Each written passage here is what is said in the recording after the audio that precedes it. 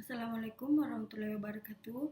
Perkenalkan, nama saya Nur Fadila Tasran dengan NIM 4522091215. Di sini saya akan menjelaskan materi metode penelitian kualitatif dan kuantitatif dengan dosen pengampu Bapak Syahrul Alim. Di sini saya akan menjelaskan materi tentang teori dalam penelitian kualitatif dan desain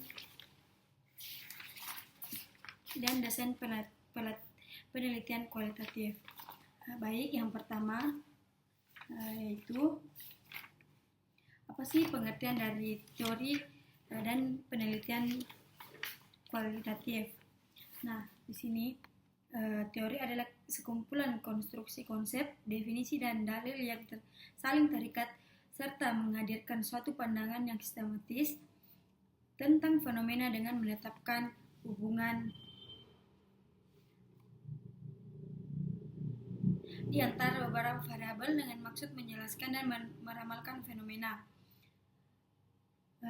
Dalam artian, teori secara umum dapat diartikan sebagai serangkaian proposisi pernyataan tentang kebenaran yang sudah diuji secara sistematis dan dikaitkan secara logis dibangun melalui serangkaian penelitian untuk menjelaskan suatu fenomena sosial.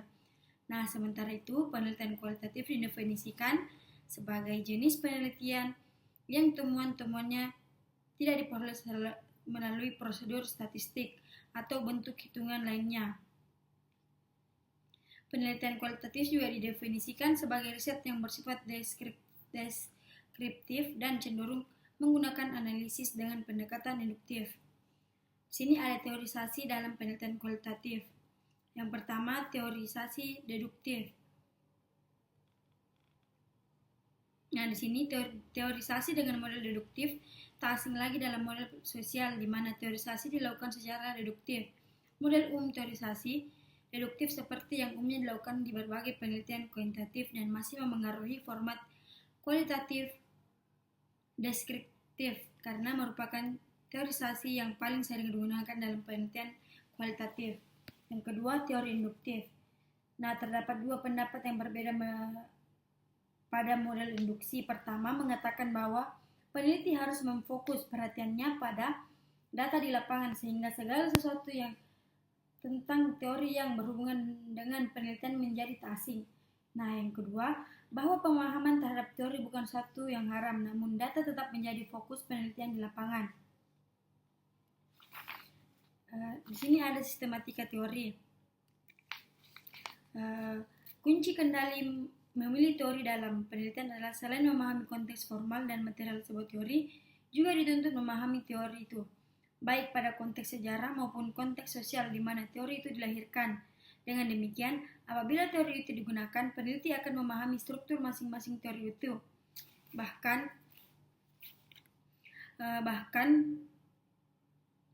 mampu menyusun sebuah skema perkembangan teori di masa lalu sampai pada konteks di mana seorang melakukan penelitian. Di sini selanjutnya ada ragam teori dan teorisasi dalam penelitian. Menurut Parsons, seorang individu tak mungkin lepas dari ikatan struktur sosial di mana ia berada. Namun, seorang individu memiliki kemampuan untuk memilih sebagai alternatif tindakan secara aktif, kreatif, dan evaluatif yang memungkinkan tercapainya tujuan khas yang diinginkan. Parsons dengan sadar memakai konsep action dan bukan behavior dalam menyebut teorinya. Hal ini karena menurut Parsons, konotasi behavior mengandaikan adanya kesesuaian secara mekanik antara stimulus dengan respons, sedangkan action menunjuk pada suatu aktivitas yang dilakukan secara kreatif lewat proses penghayatan diri individu yang penuh makna. Menurut Weber, hidup manusia dan segala tindak tunduknya sungguh ditandai suatu upaya pencarian makna baik disadari maupun tidak. Selanjutnya itu aliran teori yang mendasari teorisasi dalam penelitian. Ada 4 aliran teori dalam ilmu sosial yang lazim diasosiasikan. Yang pertama itu teori-teori tentang budaya. Dapat disederhanakan menjadi 2 kelompok. Pertama, aliran teori yang memandang budaya sebagai suatu sistem atau organisasi makna. Yang kedua, aliran teori yang memandang budaya sebagai sistem adaptasi suatu kelompok masyarakat terhadap lingkungannya. Kedua, teori fenomenologi pada dasarnya berpendapat bahwa apa yang tampak di permukaan termasuk pola perilaku manusia sehari-hari hanyalah suatu gejala atau fenomena dari apa yang tersembunyi di kepala sang pelaku. Ketiga, teori etnometodologi pada dasarnya relatif serupa dengan aliran fenomenologi karena kehadirannya diilhami oleh fenomenologi. Yang terakhir, teori interaksionisme, yang dimana teori ini memiliki 3 premis utama. Pertama, manusia bertindak terhadap sesuatu, benda, orang, atau ide atas dasar makna yang diberikan kepada suatu itu. Kedua, makna tentang suatu itu diperoleh dibentuk termasuk derivasi melalui proses interaksi dalam kehidupan sehari-hari. Dan yang terakhir, pemaknaan terhadap suatu yang bertindak atau berinteraksi tidaklah berlangsung mekanisme melainkan melibatkan proses interpretasi. Selanjutnya itu fungsi teori dalam penelitian kualitatif. Menurut Subses, ada 4 fungsi umum teori. Yang pertama, sebagai kerangka kerja untuk melakukan penelitian. Yang kedua, memberikan kerangka kerja bagi pengorganisasian butir-butir informasi tertentu. Yang ketiga, identifikasi kejadian yang kompleks. Yang terakhir, reorganisasi pengalaman-pengalaman sebelumnya. Di sini ada penerapan teori dalam penelitian kualitatif. Yang pertama yaitu jenis-jenis penelitian kualitatif. Yang pertama, penelitian etnografi atau penelitian lapangan. Penelitian ini meneliti tentang perilaku kelompok sosial atau sebuah kebudayaan dalam lingkungan aslinya. Yang kedua, interaksionisme simbolik. Penelitian ini meneliti tentang sikap manusia yang dilakukan berdasarkan interpretasi yang dilakukan. Yang ketiga, penelitian fenomenologi. Penelitian ini bertujuan untuk memahami fenomena kehidupan sehari-hari para pelaku atau objek yang diteliti. Yang keempat, penelitian etnometodologi, yang dimana menganalisis percakapan dan ekspresi-ekspresi yang muncul dalam sebuah interaksi. Studi kasus merupakan penelitian yang mendalam tentang individu, kelompok, organisasi, atau kegiatan dalam waktu tertentu. Tujuan dari studi kasus ini adalah untuk mendapatkan deskripsi yang utuh dari sebuah entitas. Kedua yaitu metode penelitian kualitatif. Metodologi secara umum didefinisikan sebagai a body of methods and rules follow in science or discipline.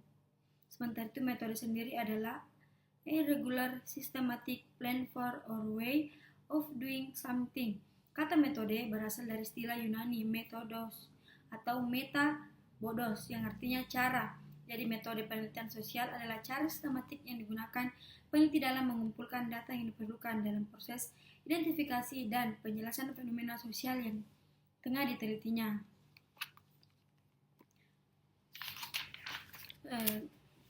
Ketiga, teknik analisis kualitatif. Yang pertama yaitu teknik analisis domain, yang dimana teknik ini digunakan untuk menganalisis gambar objek penelitian secara umum atau di tingkat permukaan. Kedua, teknik analisis taksonomi. Teknik ini digunakan untuk menganalisis suatu hasil yang terfokus pada suatu domain atau sub-domain tertentu. Ketiga, teknik analisis komponensial, yang dimana digunakan untuk analisis unsur-unsur yang memiliki hubungan-hubungan yang kontrak satu sama lain dalam domain-domain yang telah ditentukan untuk dianalisis secara terperinci. Yang keempat, teknik analisis tema kultural, yang dimana teknik analisis yang apabila dihubungkan akan menjadi cerobong asap dengan bagian dan sifat kegunaan masing-masing, yaitu teknik analisis domain berada di puncak cerobong. Teknik analisis taksonomi dan komponensial berada di bagian tengah dan analisis tema kultural berada di dasar cerobong. Selanjutnya, teknik analisis komparatif, yang dimana teknik ini digunakan untuk membandingkan kejadian-kejadian yang telah terjadi, kejadian-kejadian yang terjadi di saat peneliti menganalisis kejadian tersebut dan dilakukan terus-menerus sepanjang penelitian. Nah, selanjutnya yaitu desain penelitian kualitatif. Penelitian kualitatif adalah riset yang bersifat deskriptif dan cenderung menggunakan analisis dengan pendekatan induktif. Nah, adapun pengertian penelitian kualitatif adalah suatu penelitian yang ditunjukkan untuk mendeskripsikan dan menganalisis fenomena, peristiwa, aktivitas sosial, sikap, kepercayaan, persepsi, serta pemikiran orang secara individual maupun kelompok. Nah, penelitian kualitatif bersifat induktif. Peneliti membiarkan permasalahan-permasalahan muncul dari data atau dibiarkan terbuka untuk interpretasi. Penelitian kualitatif berasal dari bahasa Inggris yaitu research atau kembali. Re berarti kembali, search berarti mencari, yang berarti mencari kembali. Dengan demikian, penelitian adalah semua kegiatan pencarian, penyelidikan dan percobaan secara ilmiah dalam suatu bidang tertentu untuk mendapatkan fakta-fakta atau prinsip-prinsip baru yang bertujuan untuk mendapatkan pengertian baru serta menaikkan tingkat ilmu dan teknologi. Penelitian kualitatif adalah penelitian yang dimaksudkan untuk mengungkapkan gejala secara holistik, konstekstual, atau secara menyeluruh dan sesuai konteks atau apa adanya melalui pengumpulan data dari latar alami sebagai sumber langsung dengan instrumen kunci penelitian itu sendiri. Nah, di sini ada komponen-komponen proposal penelitian kualitatif. Menurut Lexi J. Moeleng, ada 10 unsur desain penelitian yang perlu diperhatikan yakni sebagai berikut. Pertama, penentuan fokus penelitian. Yang kedua, kesesuaian paradigma dan dengan fokus.